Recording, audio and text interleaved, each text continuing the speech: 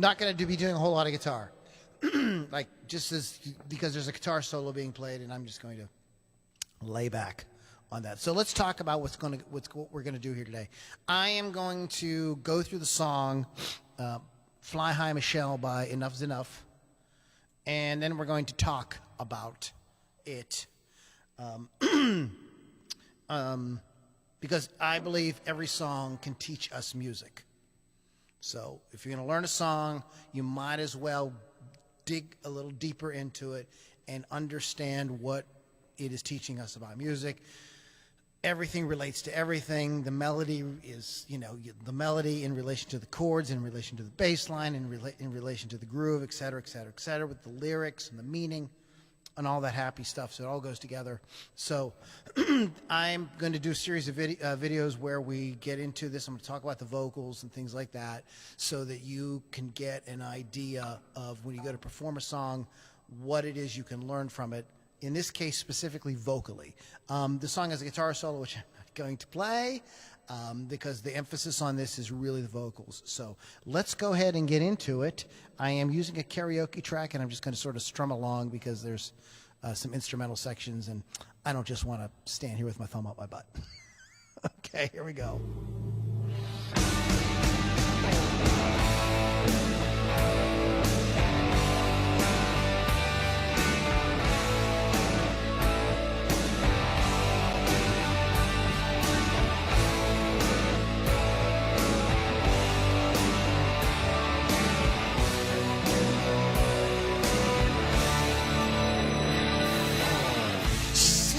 O'clock in the morning, just sitting here pouring drinks so they're gone. We did everything together, would have done it forever. How dare we go wrong?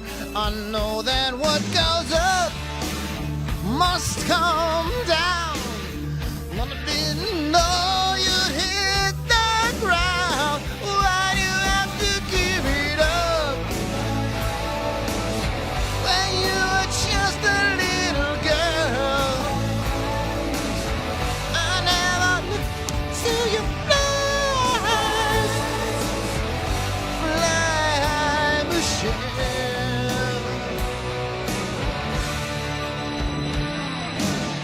We did it just for the good time, misunderstood time we lived here with fear. I wish we still could have done things and not overhung things. I wish you were here. I know I live a life of good things until my new life begins. Why do you have to give it up? You are just a little girl. I never can see lies, fly, Michelle.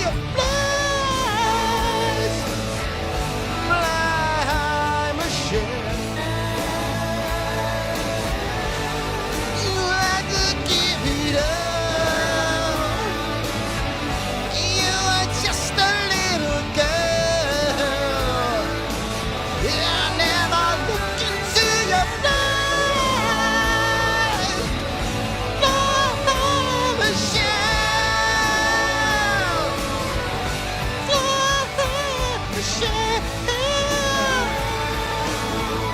Fly high, Michelle. Michelle.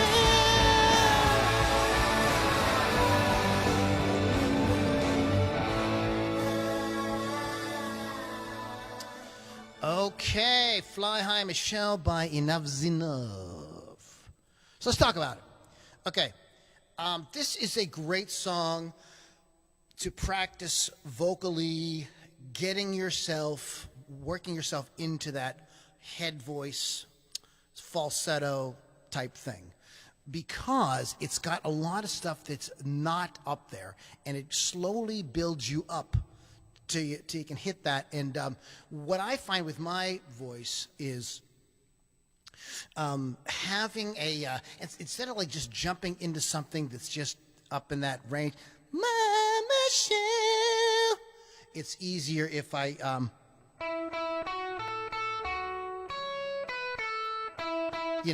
to have those notes that kind of bring me up into it slowly. So I start in chest voice, so I establish that, and then when I do hit the falsetto notes, I have I'll never look into your eyes. You hear that? I'll never look into your eyes. So sometimes I might even look into your blue eyes. So that A is kind of probably my last total chest voice note. And that C sharp and that B are my head voice. So it's real nice to kind of, it helps you work on that kind of break there. And like I said, for me, having some chest stuff that's kind of high up and kind of popping in and out of that head voice allows me to kind of work on getting my head voice, bringing a little bit of the chest into the head voice. Let me explain to you guys a little bit about what that means. What happens is when you sing in different registers, the notes will resonate in different cavities in your body. It's really kind of bizarre. But that's really what you're hearing when you hear somebody singing. You're hearing the resonance, the chest, the upper chest, the face, the sinus cavities, and then kind of like up in here. So I'll never look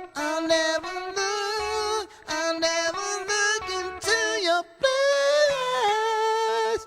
I'll never look into your eyes. So you heard it going up. I'll never look. Okay, that's upper chest. I'll never look into your skies.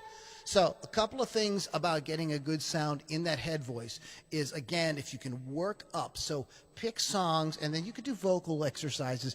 I find singing songs more fun than just doing vocal, but there are some vocal exercises. You should do some vocal exercises where you kind of touch on that part of your range and then come back. If it seems really high for you or uncomfortable, start lower. Work that, start in a lower range and bump up into that slowly. I did this over a very, very long period of time. I've been working on getting my head voice, my falsetto, to match a little bit more closely with my chest voice, so it doesn't sound so like operatic or whatever, or nasally. A lot of times when people do this, and that just sounds terrible. You don't want to do that. But by working on it slowly, and I try to keep a lot of air around the sound, so it's not that real tight kind of like focused sound. Having a little bit of air around there also softens things up a little bit, so that it just doesn't sound as harsh, and also it helps you maintain the pitch a little bit better. You have to have some of that vocal cords, kind of touching together. To sort of hold the thing, or sort of the sound sort of falls apart, but you have to work on that. It's a nuance thing, guys. Yes, I pluck the notes out. I do this on almost every song. There's some songs that, like, because I know them so well, like I know them vocally better than I know them on the guitar. But anytime there's something tricky, like Heck yeah! So I had to sit down and I had to pluck that out on the guitar. So you pluck it out on the guitar or the piano or the keyboard, the piano, whatever you have, the bass, whatever your instrument is, and make sure that you have those pitches. You always want to make sure that you nail the pitches. This is an instrument. It is playing pitches. It isn't just singing words. Speaking of words, this is the last point I want to cover in this video for today, is you will notice when I sing Blue Skies, I don't sing Blue Sky. If you go blue, if you do that, you close the mouth. So when you close the mouth, you run the risk of knocking yourself out of pitch. Never, what is the words there? I'll never look into your blue skies, blue skies. You can tell that I'm saying blue skies, but it's almost like blah, because you've got to get that mouth really open or else the thing will get constricted, and you won't have the right sort of posture with everything that's going on with the neck, the throat, the chest, and everything, and you will knock yourself off of pitch. If you listen closely on a lot of pop and rock singing, and by pop and rock I mean the whole spectrum of pop and rock. So if you sing country, this applies to you. If you sing blues, this applies to you. If you have to change the pronunciation slightly, you change your ooh to an it's going to be more. It's going to be more likely that you're going to hit the correct pitch than ooh, like a down in the, sort of. It's more open. Any sounds that are more open are always going to give you the likelihood of hitting the pitch more accurately, easily. So pitch is more than just, yes, you want to know the notes. I stress that to everybody. Make sure you know those notes. But you could be throwing a stumbling block in front of yourself by trying to be too proper English with your pronunciations.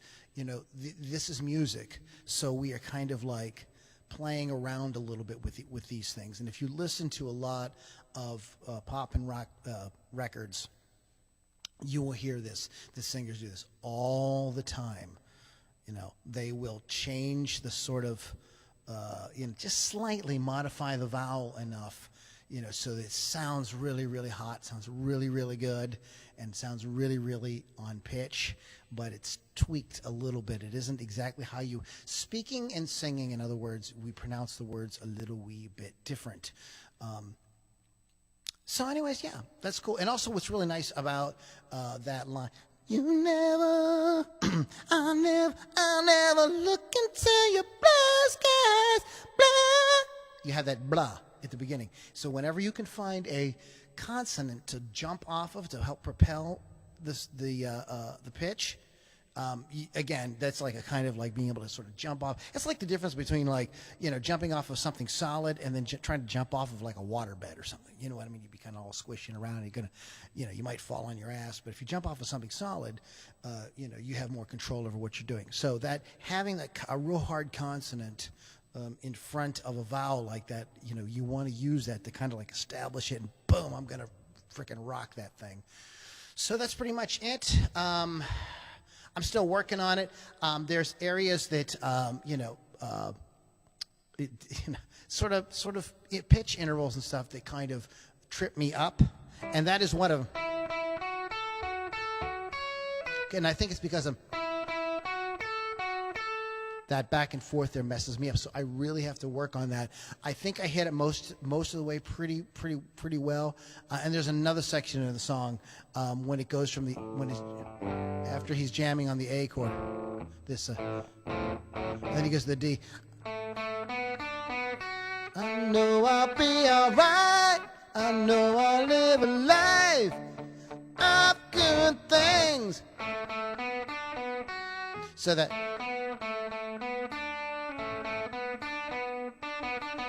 Something about that jumping back and forth like that trips me up. I think it's different for everybody. So there's little things. So this is why it's great to learn songs, because the song will teach you. The song will also point out where you need to what you need to work on. So sing it yourself. And I have a group here. You want to go to LouLombardiRocks.com. That will get you into my vocal mastermind. And if you love the song and you want to sing it, and then we'll work on it together. All right, guys. Thanks so much for hanging out. And I'm going to go ahead and end the video for today. Again, you can find out more information by going to LouLombardiRocks.com. Have a great rest of your day.